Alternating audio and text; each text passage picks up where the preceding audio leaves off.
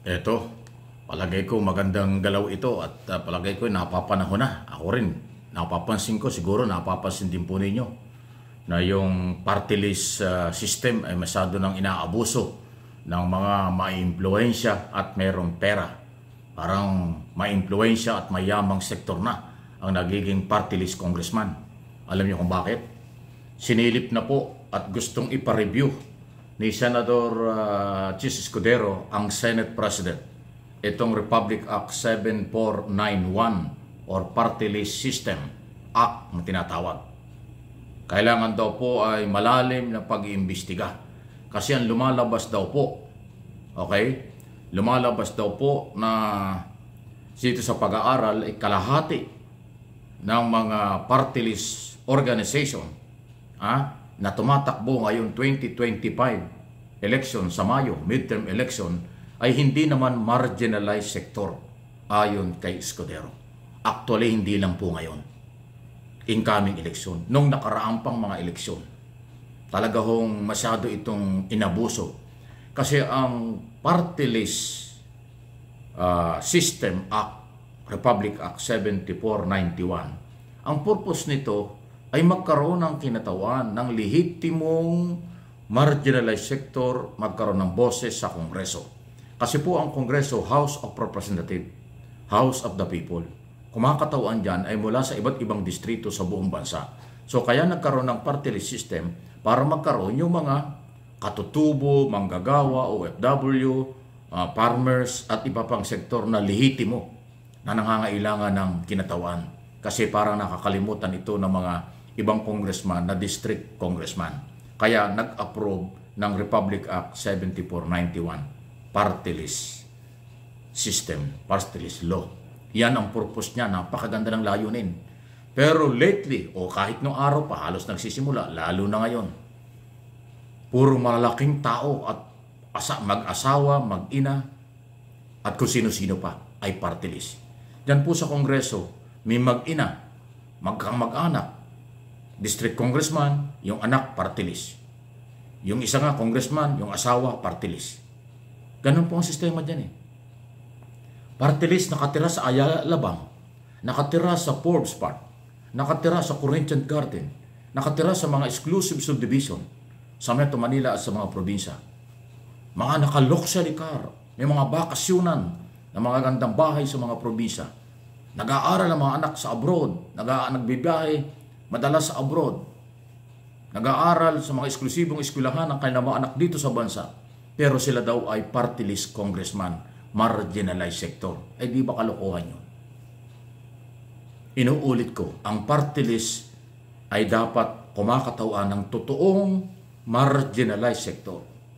Kaya ako naniniwala hindi lang kalahati ng mga kandidato this coming election ay mga hindi na marginalized. Baka kakaunti na dyan ang totoo.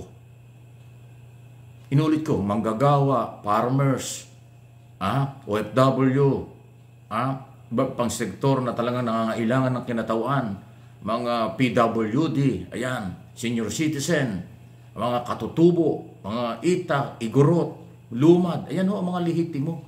Pero yung, kung ano-ano lang ang pangalan, party list na raw sila.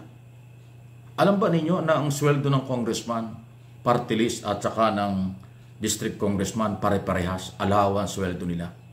Pag yung party list ay malapit sa Malacanang, nakakakuha yan ng pinakamahina, kalahating bilyon na project taon-taon. Yung iba dyan, bilyon pa nga ang nakukuha. Minsan yung mga party list congressman, mas malapit sa gobyerno, mas malaking nakukuhang project o pondo kaysa sa mga district congressman na merong lehitimo na mga kinakatawang distrito. Na hindi malaman kung saan-saan yung mga kanilang kinakatawan.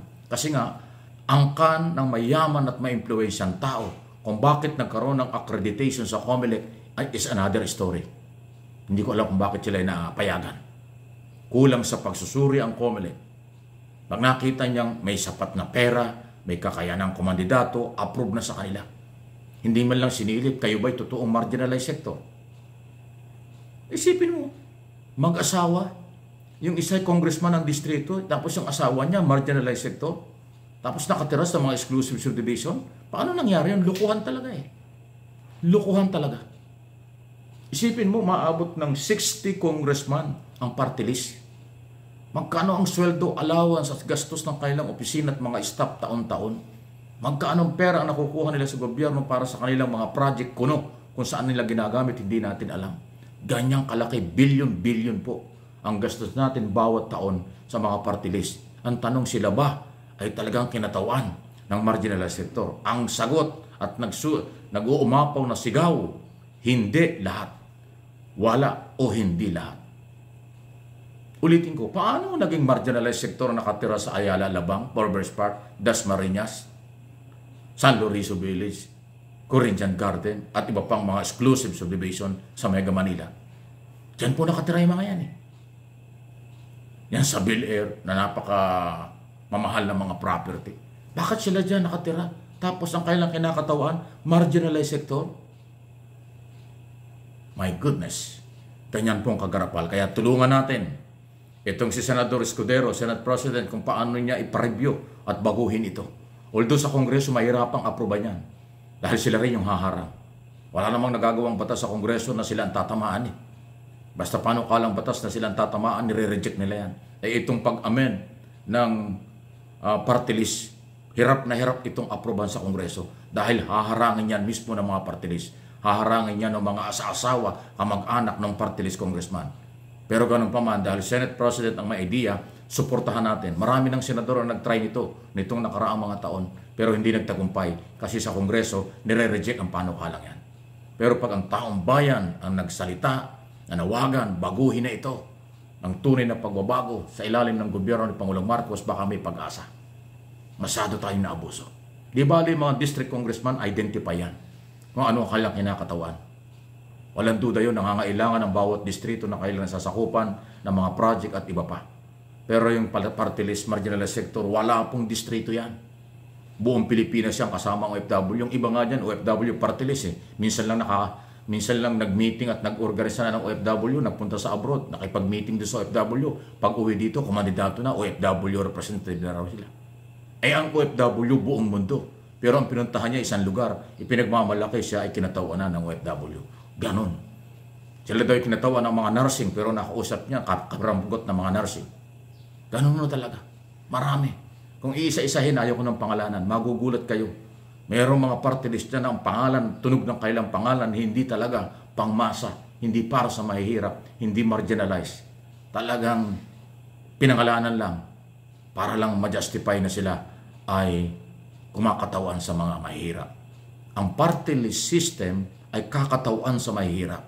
Pero sa ngayon, kumakatawan sa mga mayamang politiko, kumakatawan sa mga mayamang at may influensyang tao. Ganyan po ang party list ngayon. Malayo sa katotohanan kung bakit ginawa ang Republic Act 7491.